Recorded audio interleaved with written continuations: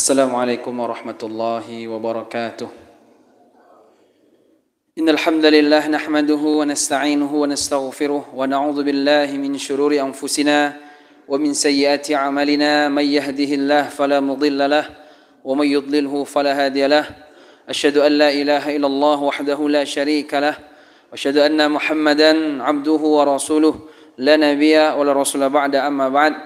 Kaum muslimin yang dimuliakan Allah Subhanahu wa taala, alhamdulillah, bersyukur kepada Allah atas limpah nikmat yang Allah berikan selalu kepada kita.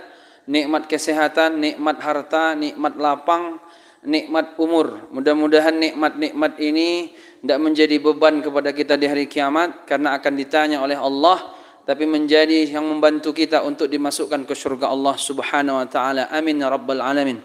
Salawat dan salam semoga tercurah kepada baginda Rasulullah Muhammad sallallahu alaihi wasallam. Jemaah kaum muslimin yang dimuliakan Allah Subhanahu wa taala, kita menginginkan kalau bisa kita ini kaya bersyukur. Kalau bisa kita ini senang bersyukur, tidak usah susah bersabar.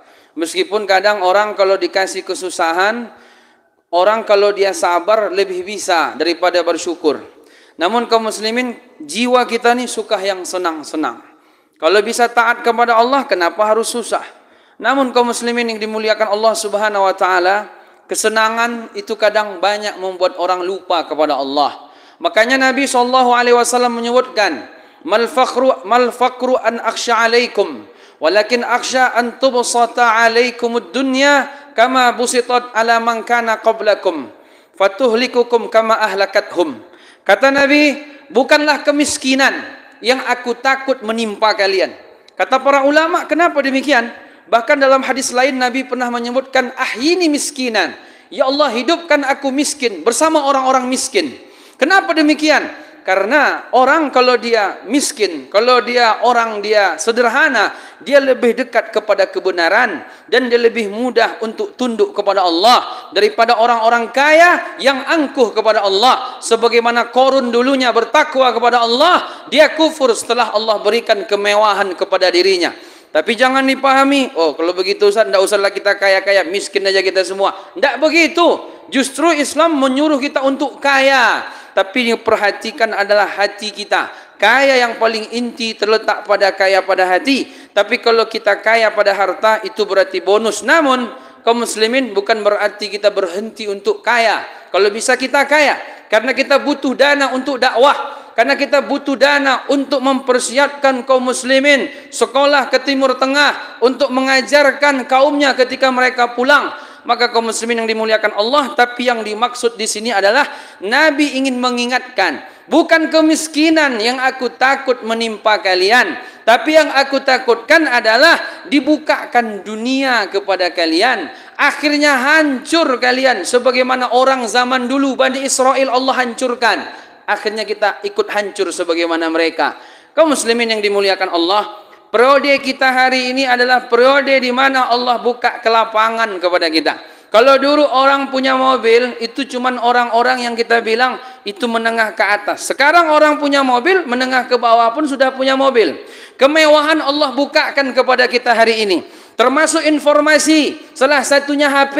Inilah yang menjadi pikiran orang-orang tua hari ini. Ketika orang semua bisa beli HP, ketika orang semua bisa beli gadget, ketika orang tua bisa beli HP Android, itu justru menjadi musibah kepada dirinya dan apalagi kepada anak-anaknya hari ini. Allah ingatkan kita dalam surat Al-An'am ayat 44. Falamma nasu ma dzukiru bihi fatahna alaihim abwaaba kulli syai'. Ketika mereka lupa dengan peringatan-peringatan yang kami berikan kepada mereka. Jangan pernah kita lupa. Ingat selalu peringatan Allah.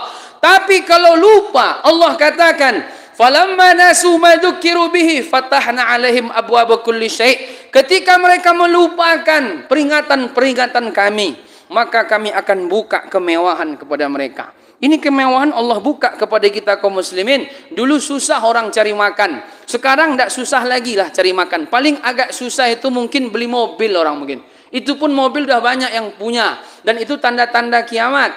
kendaraan makin hari makin murah. Sekarang kalau dicari patokan orang miskin, yang mana dulu disebutkan dalam mazhab Syafi'i, orang miskin adalah kalau satu hari itu dia butuh 10 dalam kehidupannya, dia bisa menghadirkan 8, itu miskin. Kalau sekarang orang miskin aja Hondanya 3 di rumah, orang miskin aja HP-nya harga 2 juta. Maka kaum muslimin yang dimuliakan Allah, kemewahan Allah bukakan kepada kita hari ini. Ketika kita lupa dengan peringatan-peringatan Allah, Allah bukakan kemewahan kepada kita. Fa akhadnahum baghtatan fa idzahum mublisun.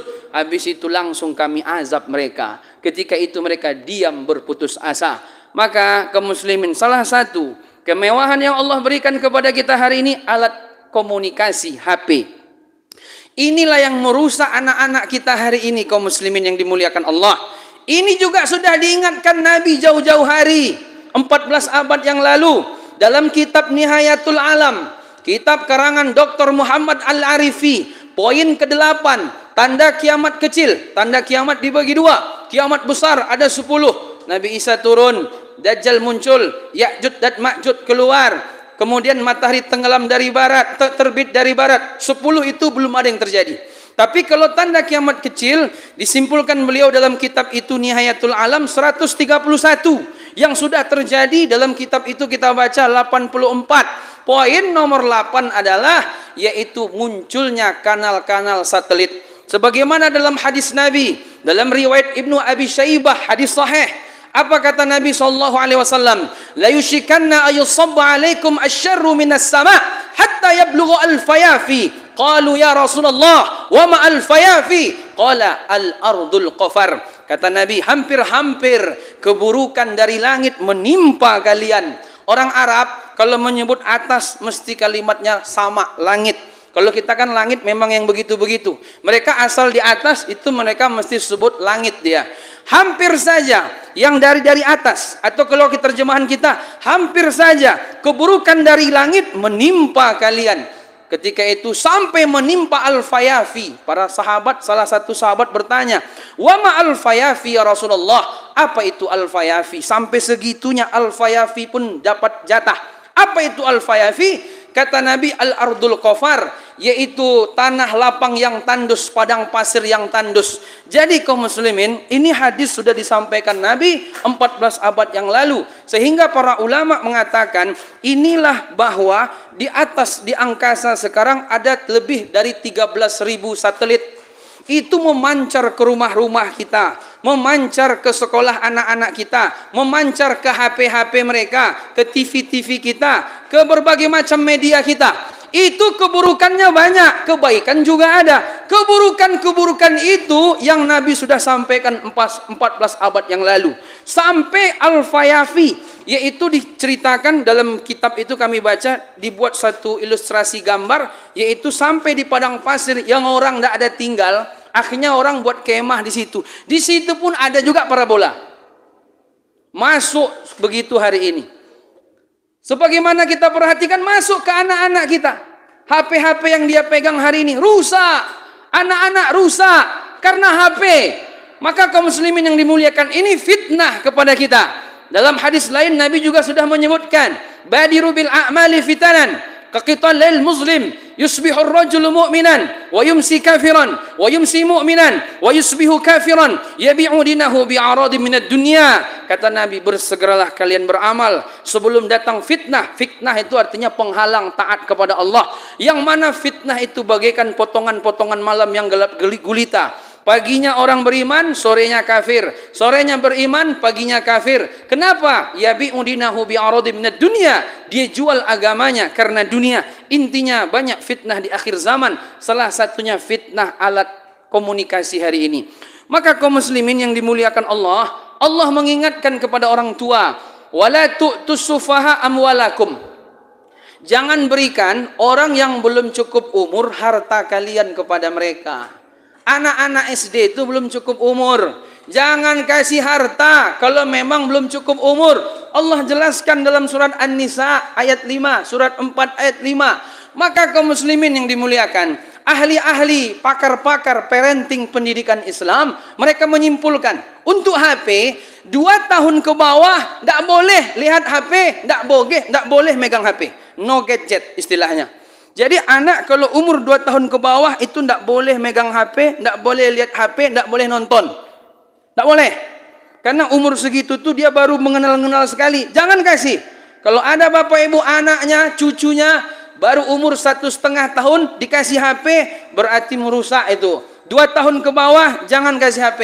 Lalu 2 tahun sampai 7 tahun, ini kata pakar-pakar pendidikan Islam, 2 tahun sampai 7 tahun. 7 tahun itu kan mumayyiz namanya. Di usul fikih namanya mumayyiz. Mumayyiz itu dia sudah bisa membedakan sedikit baik buruk. Dia sudah bisa membedakan kalau bahasa kasarnya mana kue, mana teh ayam lah. Dah tahu dia. 7 tahun mumayyiz. Dia memang dianggap belum balik, tapi sudah agak bisa membedakan. Untuk 2 sampai 7 tahun ini hak menyaksikan, belum megang lagi, belum hak pakai, apalagi hak milik. Jadi umur 2 ke bawah tidak ada gadget sama dia. 2 sampai 7 hak menyaksikan. Jadi HP ini dipegang sama ayahnya, dipegang sama ibunya. Kalaupun dikasih video-video yang mendukung saja. Jangan kasih dia megang. Kalau nanti kasih dia megang, diputar-putarnya entah kemana-mana larinya nanti. Karena YouTube ini seperti pisau. Kalau pisau dikasih sama anak kecil, tangannya pun bisa dipotongnya. Tapi kalau sama orang yang tepat, bisa potong bawang, masak, enak kita makan. Maka kaum muslimin 7 ke atas itu hak pakai. Hak pakai. Umur 8 tahun, umur 9 tahun, umur 10 tahun, itu hak pakai. Jadi boleh dia pakai HP, tapi sekedarnya. Setelah selesai, ambil HP-nya lagi. Jadi tidak ada istilah, ya mana HP saya? Tidak ada HP kamu, HP ayah ini. Karena kamu cuma hak pakai saja baru, belum lagi hak milik. Nah, setelah 7 ke atas baru kategori hak pakai. Kalau rasa-rasanya sudah mantap, rushdun namanya, ar-rushdu, yang mana ini oleh para ulama dijelaskan dia sudah bisa bersafar sendiri. Kalau pergi ke Pekanbaru dia sudah bisa sendiri. Kira-kira berapa umur dia tuh Pak? Apakah 16 tahun? Apakah 17 tahun? Ini baru ke Padang Panjang udah muntah. Baru ke Padang Panjang udah pusing, belum sampai-sampai juga, tidak berani, takut. Jangan lagi. Itu berarti masih posisi dia hak pakai. Tapi kalau dia sudah rusdu, yang mana dia sudah paling tidak mampu bersafar dengan sendiri, barulah hak milik dia di situ. Tapi sekarang bagaimana? Ini bapak-bapak sibuk, yang ibu sibuk bercerita menggunjing sama kawannya. Daripada anak nangis-nangis kasih HP. Rusak anak, goblok anak itu jadinya. Akhirnya nanti bapak ibunya mati, anaknya gede jadi bandit semua. Yang susah yang umuran-umuran kayak saya ini, nanti menghadapi anak-anak itu gede, susah kita mendakwahinya. Bapak ibunya sudah mati. Jadi bapak ibunya meninggalkan generasi yang menjadi urusan orang setelah itu karena HP tadi. Maka kaum muslimin yang dimuliakan Allah, tolong perhatikan betullah fitnah HP kepada anak kita ini. Ingat-ingat, 2 tahun ke bawah tidak ada HP. 2 tahun sampai 7 tahun hak menyaksikan. 7 ke atas hak pakai. Kalau nanti dia sudah bisa bersafar sendiri, barulah menjadi hak milik kepada dirinya. Maka kaum muslimin yang dimuliakan Allah, jauh-jauh hari Nabi mengingatkan kita, nanti akan datang keburukan turun dari langit sampai menimpa al-fayafi. Tempat-tempat yang kemungkinan besar orang tidak tinggal pun bisa rusak karenanya. Apalagi kita tinggal di kota seperti ini, maka gunakan sebaik-baik mungkin harta yang Allah titipkan dalam rangka meraup pahala sebanyak mungkin di dunia. Jangan sampai anak rusak, meskipun bapak sudah hijrah, ibu sudah hijrah mati, tapi anak rusak karena salah pendidikan, dia akan mentransfer dosa ke kuburan kita. Tentu kita menyesal setelah itu. Cukup sekian. Assalamualaikum warahmatullahi wabarakatuh.